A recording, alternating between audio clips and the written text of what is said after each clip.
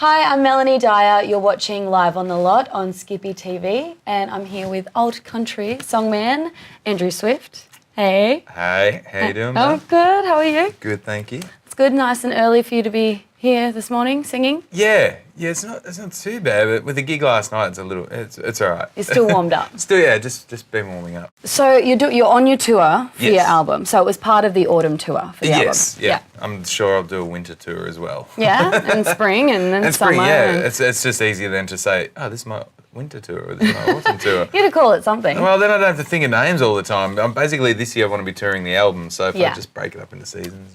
That makes sense. There's 4 seasons. Yeah. They're always going to roll around. So Yeah, well, that's right. it was a great gig. So let's talk about alt country for you. It's quite new territory. Yeah, So you used to do like pop punk, is what you were saying before. Yeah, so straight out of school, I was in a pop punk band with a bunch of mates. Yeah. And even then, I hadn't listened to a lot of that. They just said, "You're playing this." I was like, "All right."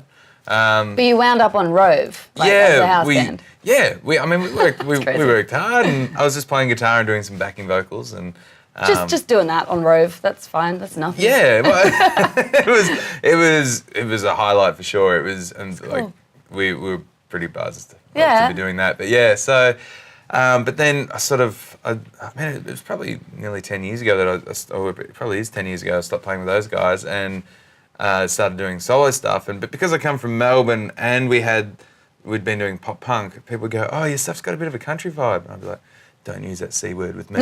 Like in my head, Not the dreaded C word. In my head, it was a bad word, but it just took me some time to come around. It's been the last maybe 3 or 4 years that I've gone, yeah, no, I was an idiot, and this is amazing. You've transferred to the good side. Yeah, well, I think even in my writing, it was always kind of there, but I sort of was trying for it to not be there. I was kind of fighting it a little bit. So And then you realised country is cool. yeah, it's You're great. with the cool kids now. Well, I got into it because I was co-hosting a radio show in Tamworth one year. Yeah. And we interviewed 70 artists over 5 days. So I got to hear songs from so many different artists, different styles and different subgenres of country and all that sort of stuff. And But so I heard all these amazing artists. But on top of that, I saw the family and community that is the country music scene. And I was like, I actually really like this. Like it wasn't as many egos. Everyone's helping each other and supportive. Yeah, it's a genuine kind of industry. They're great people to be around, and you got great songwriters and stories, and I realised that I want to be a part of this. And someone that sort of brought the country out in you as well is Greta Zilla. You've worked a lot with her. Yeah, we only live like 25 minutes from each other down in Melbourne, so it was good. She was actually one of the first people I met when I was put on a showcase down home, and they'd called it a country showcase, and I was like, "Oh, no, but I'll play it anyway." And she was one of the first people that I met in that circle. So it's been good. It's been great, actually. It's handy that we live close to each other, so we can co-write and we can gig and all that sort of stuff. But on top of that, we're very lucky. We've found that our voices go really nicely together. Yeah, they really mesh. Yeah, thank you. So it's like when you find someone that you can harmonise really well with and you get along well with, it's great. We've become best friends. We get to tour together and sing together. Yeah, so you must be really close, because if you can hit the road and do a caravan park tour with this person, that's something special. Well, and this year was a bit of a test because we did 22 days in a row of shows. So every night was a different place. Oh my gosh. We have to set up and pack down every night. There were a few cracks where we'd get a little snippy and because we're tired and all that sort of stuff. What were the cracks? What?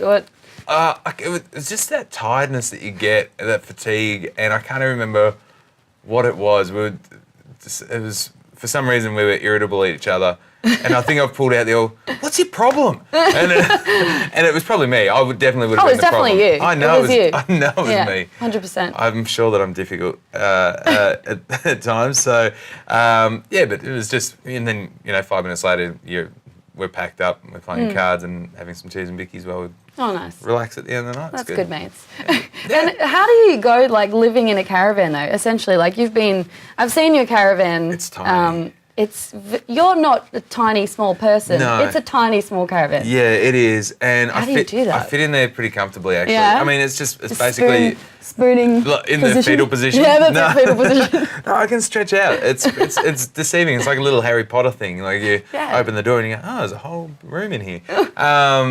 Poor Greta gets the swag though. So, and then we did swap for a while. I felt bad, and she actually preferred the swag. She reckons it was more comfortable. So, but yeah, so there's a little double bed and a little kitchen, and so cute. Yeah, it's handy. It's great, nice and light to tow. And do you have a name for it? Yeah, it's Hazel. Hazel? Yeah. Oh, nice. Named after my dad's auntie. She's really? She's 95 years old, and I told her about it. We were down her way, and I said, Hazel, this is my little caravan. I've named it after you. And she goes, why would you do that? I said, well, because it's also old and full of character. And she loved it. That's perfect. She tells some dirty jokes, and yeah, she's pretty funny. That's awesome. Let's talk about your new album, Call Out for the Cavalry. What does that mean to you? What is the title about? What is that? Does it sum up the message of the album? Or? I basically named it that to see how interviewers would go pronouncing it, because I know I trip on it. Call Out for the Cavalry. No, you did well, but there's been Call Out for the Cavalry. Come on, man. No, you nailed it. It's Cavalry, right? It is Cavalry. You nailed it. No, it's a line from one of the songs, and I like to name releases after a line rather than a song, like a particular song. Okay. And try and find some common ground between the songs with that title, and which is what I've done with this. So, Call Out for the Cavalry is that call out for help when you know that you're a bit. You're out of your depths. Lost. Yeah. And so there's stories on this album where someone could do with help, like, or somebody's asked for help, like there's a song, The Devil in His Sin, somebody asked for help and it's ignored. Blood Moon High, where that line's from, is this guy realising he's in over his head, kind of facing his mortality, I guess, and realising he's probably a bit too far gone. And King of the Sky, where, it's a song about losing my uncle, and it's just, you could do with that help in that time of shock and all that sort of stuff. I've got to say, that was a standout moment at the gig that you performed this week. You just had the whole room mesmerised. I mean, my jaw was on the floor, as well as the song being so emotional, given the content of what it was about. But your voice, like, you've got an amazing voice. Thank you. It's very Chris Stapleton-esque, I must say. I'll take that. He's got an amazing voice, so thank you very much. No, right, it's incredible. I think I do find that when I tell the story of that song at the gig, that everybody, a lot of people have lost someone that they love, so they can really relate to the story in that song, and I really do feel like it just draws them in. So which is great. I'm glad that people get into it. Yeah, no, it's amazing. So you're 2 singles in to the album, Runaway Train and Reckless Desires. Yes. Do you know what the third one's going to be? Got some front runners. It's tricky. It's hard picking singles. You know what it's like. It's like picking your favourite children. Not that I have children. I've got shoes. Yeah. Like, what ones am I going to wear today? And you're not meant to have favourites, but it's like, so I got nieces and nephews, and you're not meant to have favourites, but you kind of. You do. I mean, you love them all, no, but I don't. you kind of got it. Yeah, no, we don't. But I love you both. Yes. Equally. So it's tricky. And you go, well, I've released 2 upbeat songs. Do I go with a slower one to mix it up, or do I stick with what we're doing? So I'm not sure. I'm trying to decide at the moment. Okay, yeah. that's fine. Well, one of the songs is a duet with Catherine Brett, which is pretty cool. Thank you. How did that happen? Did you write it together, or did you get her on it? Actually, Greta and I wrote it together. Oh, sorry, Greta. I'm going to choose Catherine. We've had this conversation, and she gives me a hard time about it. But at the same time, she was also really stoked that Catherine was singing the song.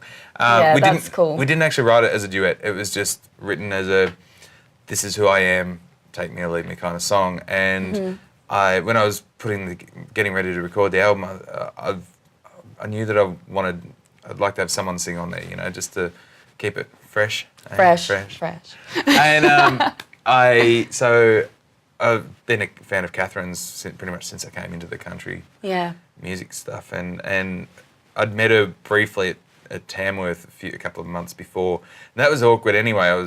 We'd had a couple of drinks, and it was at one of the bars one night, and I saw her, and I've gone up, I'm like, Catherine, Can I please buy you a drink? Not in a hitting on you kind of way, just I appreciate what you do kind of way. Do you have a husband? Yeah, and he was And a standing right child. behind her and laughing.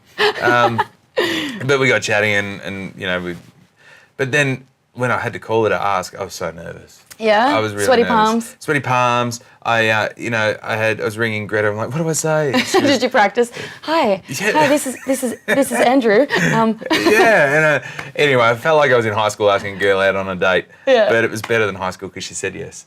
And but yeah, so I just said, look, I'd love you to sing on the record. You're number one on my list of people that would like to be on this. And Sorry, Greta. well, Greta's all over it. Greta does all the backing vocals. I can hear her yeah. voice. It's so beautiful. Thought that was her. But yeah, so I said,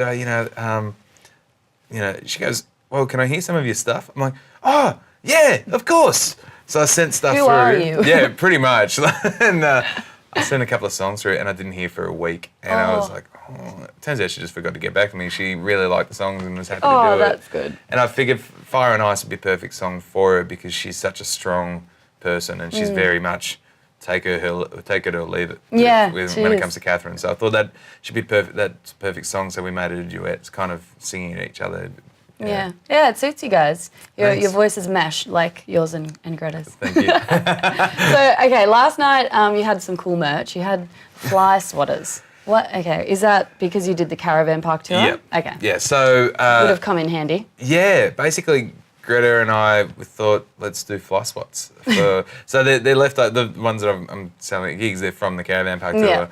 Yeah. We're selling at the next Caravan Park tour, but it is a bit of a novelty. People see it and go, fly spot? Yeah. I haven't seen one of those for years, and so they grab one, but and they doubled up in Tamworth as fans because Yeah, really true. Hot, You'd probably get tourists wanting to get that as well because it's not, you know, Australia's known for their flies. Their flies, so. yeah. I tell you what, I saw some photos from that Way Out West festival in winter. Yes, I should have had a stand set up with fly spots. You should have, yeah. Yeah, sold out. Yeah, well, when we were playing the Caravan Parks, we had them advertised as fly spots / kid whackers. So. Or husband whackers. Yeah, well, the kids were buying. You'd see kids running around hitting their parents. So. Oh. Yeah. Okay, keep them in line. Yeah, that's it. And you've got some more merch coming out, which I'm excited about. So some may think that you are related to Taylor Swift. I do get asked all the time. I just shake it off. Nice. But you guys just have an uncanny resemblance. I know, don't right? understand, Yeah, I know. You know? No, I do. And I haven't told anyone about these T-shirts yet. So I do have T-shirts coming where it's got my name and an image, and then it's just got in a little banner down the bottom, no relation to Taylor. Yeah. So yeah. I want to wear one of I was those. really unsure. I'm like, do I get these made up? Is it going to be fun or is it a bit lame? Is it a bit No, dorky? it's cool. But I'm a bit dorky anyway, so it works. It's fine. Yeah. You just own the dorkiness. Yeah, that's it. And then you're cool. Yes. You're going on tour, you're continuing your tour, and you're doing some shows with Shannon Knoll. Yeah, soon. Nolsey. I'm doing his 3 of the shows on his album launch tour. So he's got 5 shows. I'm doing Dapto, Melbourne and Brisbane with him. Mm. And so it should be a bit of fun. It'll be a lot of fun. Yeah. Get ready for the crazy screaming girls. Yeah, for Shannon. And boys. Well, look, I've played B&S balls before. Oh, okay. So as in a friend's band, so Yeah. that can't be any crazier than that. But okay, maybe. But On par. I've actually been set a little goal when we were doing the Caravan Park shows over Easter. We had another friend with us, and we were doing. We had a little a beverage before we would play, and we only had 2 shot glasses because it's usually just Greta and I, and we had a third friend. So he did one out of a Tupperware container. He goes, "Forget the shoey. Let's start doing tuppies." Your challenge is to get Nolsey to do a tuppy with you. Oh my gosh! On that tour. So are we talking like? Just a little. Well, we had these little Tupperware containers. I'm thinking like like ice like cream. The big, yeah. No. I had these little you'd fit an avocado in there kind of thing. Right. Yeah. That sort of size. Yeah. But, You'll be selling those at the women's Tupperware parties. Tuppies. Swift's Tuppies. Swift's Tuppies. Trademark. It's just ridiculous, but it's a bit of fun. I mean, that's more pleasant than a shoey. Well, I think so. More classy. Yeah, just a little. Yeah. That's so funny. I'm going to have to reveal your top secret now that we're being, revealing exclusive information. We've done the merch, promo. Now I'm going to talk about something that you shamefully, you know, I think I know bowing where- your head to. I think I know where this is So going. last night you performed this song, and I have to reveal that you must be a closet fanboy of the Spice Girls, because you sang your own rendition of Wannabe, and it was amazing. I don't know that I'm a You closet. brought it upon yourself. I wouldn't say I'm a closet fanboy at all. What it was, mind you, I think my beard just turned a different shade of red. Scary Spice. Yeah, ginger beard spice. No, so I used to play covers at my local pub every Thursday for 3 years. Yeah. And occasionally people would challenge me to learn a certain song, and someone goes, "Learn a Spice Girl song." So I did, and it's just kind of stuck as a bit of a party trick. And It was cool. Occasionally it comes out at shows. And you didn't want to talk about it, I know, but, you know, while I've got you in the hot seat, Yeah. I'm going to ask you whatever I want. Yeah, no, that's fine. That's fine. I think you should have, you know, performed it for us here, but anyway. I didn't even want anyone to film it last night. You were all over Instagram with it, so. I was. Check out our Instagram. I'll repost it. Anyway, the new album is amazing. It doesn't feature Spice Girls, unfortunately, No. but it's got the goods. You're an amazing songwriter. Thank you. And singer. So go see Andrew while he's on his autumn tour and call out for the Cavalry tour. I said it right. Thank you so much for coming in, Andrew. Thanks so much for having me. Thank you. You're watching Thanks. Live on the Lot.